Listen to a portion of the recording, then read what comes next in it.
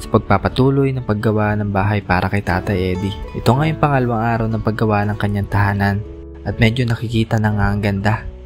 Ngunit isa sa napansin ko ang paligid na pinagtatayuan ng kanyang bagong tahanan na malinis at bagong gamas. Napagalaman ko na siya raw ang gumawa nito. Kaya agad kong pinuntahan si Tatay Eddie para ipalam na dumating na kami at tinabutan ko nga siyang nagluluto. Noodles. Noodles raw ang ulam niya. At para na raw ito sa maghapon. Ito pa raw yung binigay namin sa kanya at kanyang pinagkakasya.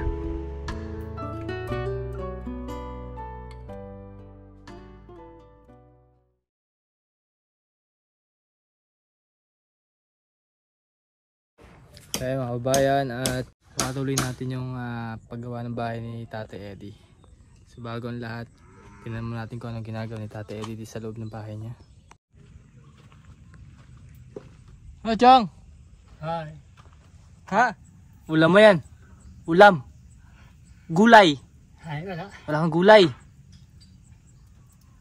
Mas maganda dapat gulay ang nakain mo. Kaso, kaya gamas-gamas. Hindi naman, nakita ko nga yung ginamas mo eh. Antay ko nga sa suwari mo.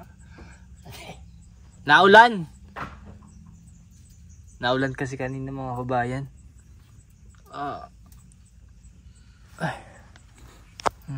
Anong ulam mo dyan?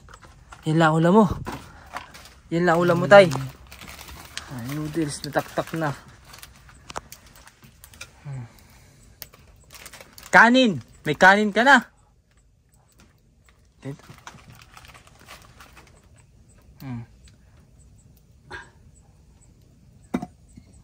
Aba.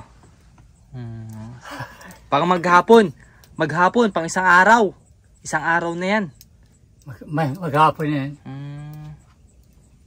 Ay naman, para makaano din tipid sa isang lutuan na lang kasi napakahirap po ng panggatong ni tatay kasi siya rin ang kumukuha nito. Ano? Siya pag-abuhay niya dito. Po? Abon. Kaya ito. Ay. Tayo ng abon. Ganito. Kwarto mo ba lang yun? Kwarto. Ay pagkatirada yan eh. Oo. Pari kaya abon. Alagay. Ayun ang minagyan. Hagdan. Abon. Alagay ng lupa. Ano, paano? Paano? Paano? Ay nga alagay ng bakod. Parang ganito. Alagay ito yung lupa. Meron yan. Wala lang aalublak. Para peka patungan. Halutuan. Ganyan. Parang ganyan din parang ganyan. May lutuan ka dyan, may lutuan. Tanggalin ko na ito. Oo. Ano mo na to, pagiba mo na. Pagiba mo na ito. Para ito, magamit natin. Panggatong. Panggatong daw, sabi ni tatay. Ayan o.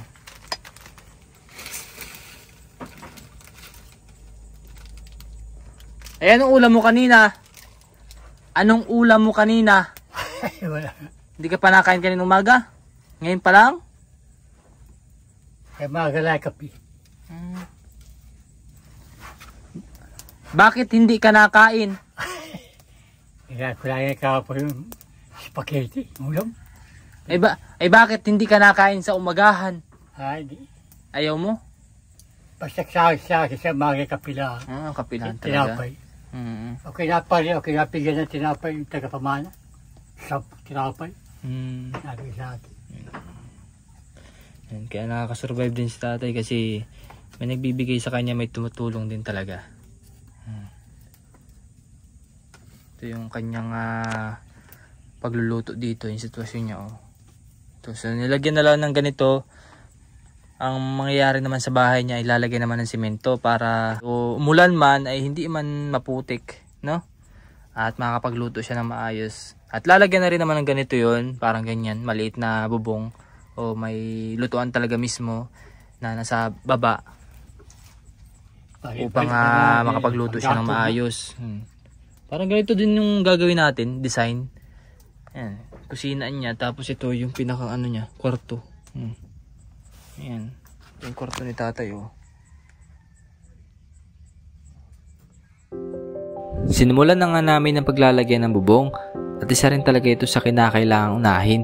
Bukod nga sa umuulan ay panlaban rin sa init ng panahon at sa oras na ito ay buong akala ko nga ay uulan pero joke lang pala yun. At kapag ganito nga talagang mainit, mabilis nakakapagod pero once na meron ng bubong, iba-iba na rin naman. At ganun pa nga rin talaga ang ating trabaho, taga-assist lang kay Tatay Rene. Minsan nga napapaisip na lang ako na pang-apat na pala itong ginagawa namin pabahay na hindi ko akalain na magagawa ko rin itong mga ganitong bagay. Dahil noong time na driver pa ako kay Sir Paul, mas kilalang pugong biyahero, ay pinapangarap ko rin magkameron ng ganitong project na sa pamamagitan ng pag-vlog ko ay mabigyan ng pag-asa ang aming natutulungan. At lagi ko rin pinapanalangin na sana may taong susuporta sa akin at magtitiwala sa aking ginagawang misyon. Kaya labis rin po ako nagpapasalamat sa ating mga sponsors at mga viewers na patuloy na sumusuporta sa ating misyon. Kaya kung may kagustuhan po tayo sa buhay, huwag po nating madaliin dahil kusang ibibigayin sa atin ng Panginoon kapag kaya natin gawin.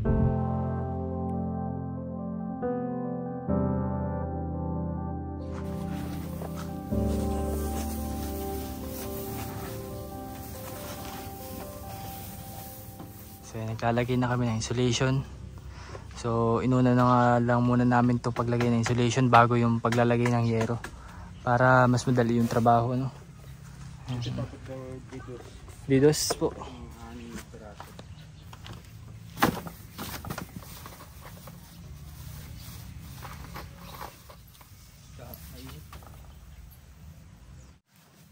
So kahit paano ay mabawasan yung init ng magiging kwarto ni Tatay Eddie at yung pinakabahay mismo kasi mayroon pa dito ang ilalagay na sunggab. Ayan. So inuna muna namin itong lagyan.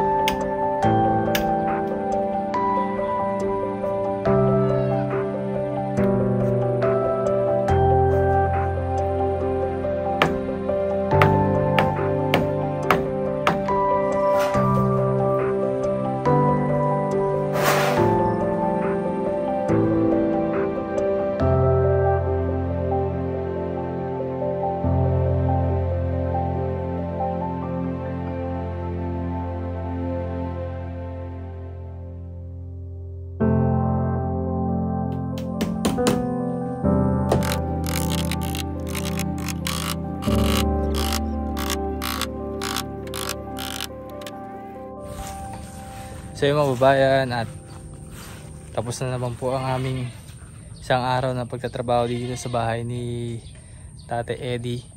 So nalagyan na rin ng bubong. Tapos itong kabila ay nalagyan na rin ng dingding. So ito yung pinakabintana niya. So dito walang bintana sa pinakalikod kasi meron dong lutuan.